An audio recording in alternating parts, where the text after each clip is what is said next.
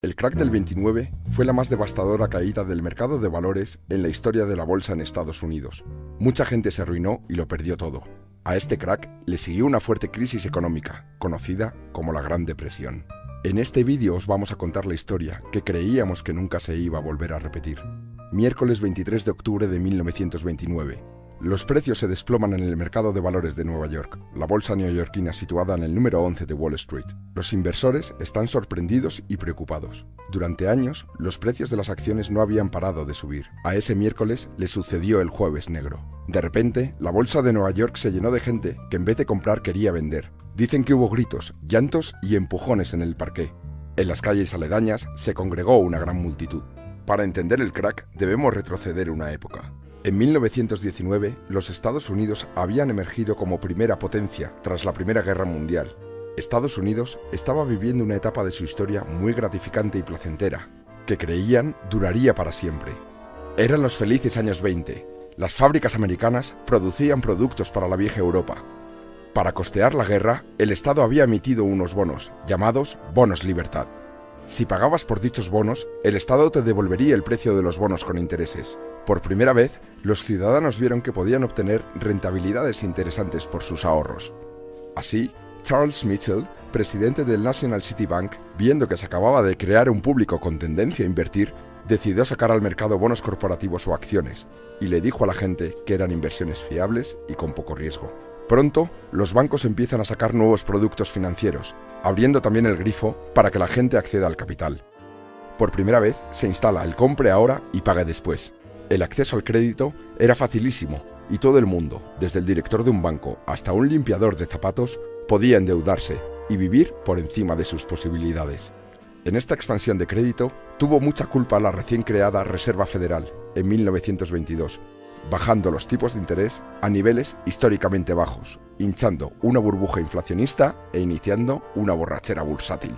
La bolsa, en aquel entonces, era un mercado en el que solo invertían expertos, muy restringido al público y se acomodaba como un mercado competitivo, rigiéndose a las leyes de oferta y demanda. En este punto, el mercado especulativo se abrió a todo el mundo. Todo el mundo quería su tajada. Mitchell abrió agencias de corretaje por todo el país.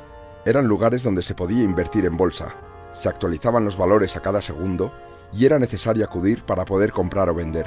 Allí se te proporcionaba un papel para dar validez a tu compra o venta, y este debía ser conservado. Y llegó al alcance de todo tipo de personas en Estados Unidos. La gente estaba encantada. Se creó un mercado alcista que parecía que no bajaría nunca. En los años 20 se llegaban a obtener grandes beneficios con un capital pequeño. La situación se embelleció aún más por la venta de acciones a crédito. Si querías comprar acciones, pedías dinero prestado a un tipo de interés muy bajo. Total, en un mercado alcista, al vender vas a recuperar tu dinero y al final salías ganando. El mundo se endeudaba y las agencias permitían un apalancamiento 1 a 10, es decir, invertir una suma 10 veces superior a tu capital real. Se calcula que 2/3 partes de las acciones de Wall Street se compraban con dinero prestado. La bolsa sube o baja rigiéndose por la ley de la oferta y la demanda, es decir, de lo que la gente está dispuesta a pagar. Aquí la demanda crecía sin precedentes. En vista del gran beneficio que todo el mundo estaba obteniendo, la gente no le importaba cuánto pagar por las acciones, siempre y cuando subieran. Este exceso de demanda provocó que los valores creciesen y creciesen sin control. Fuese de la empresa que fuesen, no importaba por qué estaban subiendo, siempre subían.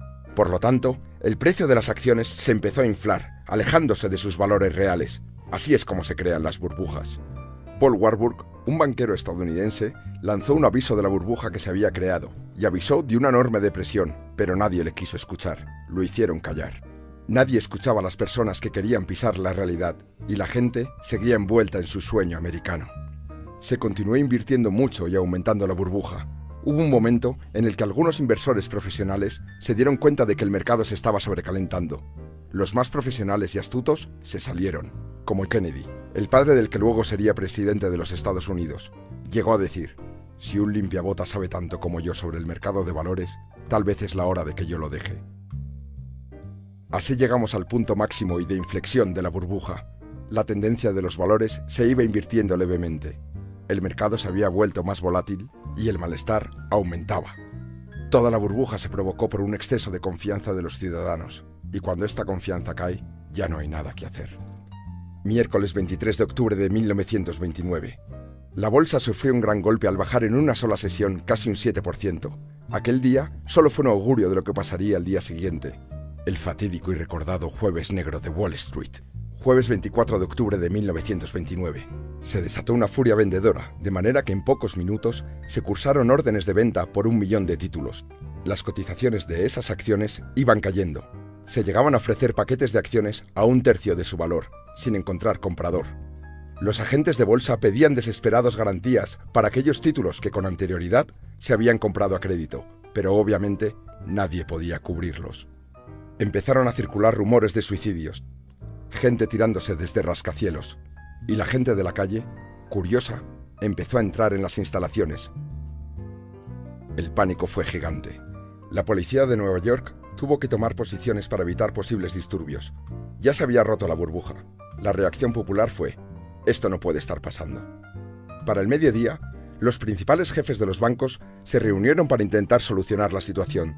La reunión incluyó a Thomas Lamont, actuando como representante de JP Morgan Chase, Albert Wiggin, representante de Chase National Bank. Escogen a Richard Whitney, vicepresidente de la Bolsa de Nueva York, para actuar en su nombre. Para paliar la debacle inyectan dinero en una serie de valores que se suponían fiables, los que se conocen como Blue Chips. El multimillonario John Rockefeller hace lo mismo con esperanza de que cambie la tendencia. Lo consiguieron. La bolsa empezó a subir. Una intervención en los valores por parte de gente poderosa había logrado revertir la sangría de precios. Invirtieron grandes sumas de dinero para remontar los valores y volver a generar confianza en los inversores. El mercado remontó, incluso los periódicos anunciaban: la crisis de la bolsa ha pasado, pero esta inyección de confianza no fue suficiente. Tras una recuperación el viernes y otra pequeña el lunes, llegamos al martes 29 de octubre de 1929, conocido como el Martes Negro. El índice de la bolsa descendió más que ninguna otra jornada de la bolsa en la historia de Nueva York. Las bajadas continuaron hasta el mes de enero, cuando se tocó fondo.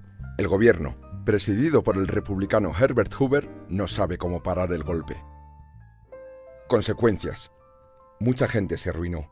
Los bancos también se arruinan al no poder recuperar el dinero prestado. Cerraron porque dejaron de ser solventes.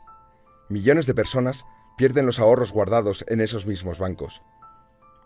3.000 de ellos cerraron en los 2 años siguientes. Después de aquello, la gente guardaba el dinero bajo el colchón. Muchas fábricas echaron el cierre. Aumentó el paro significativamente.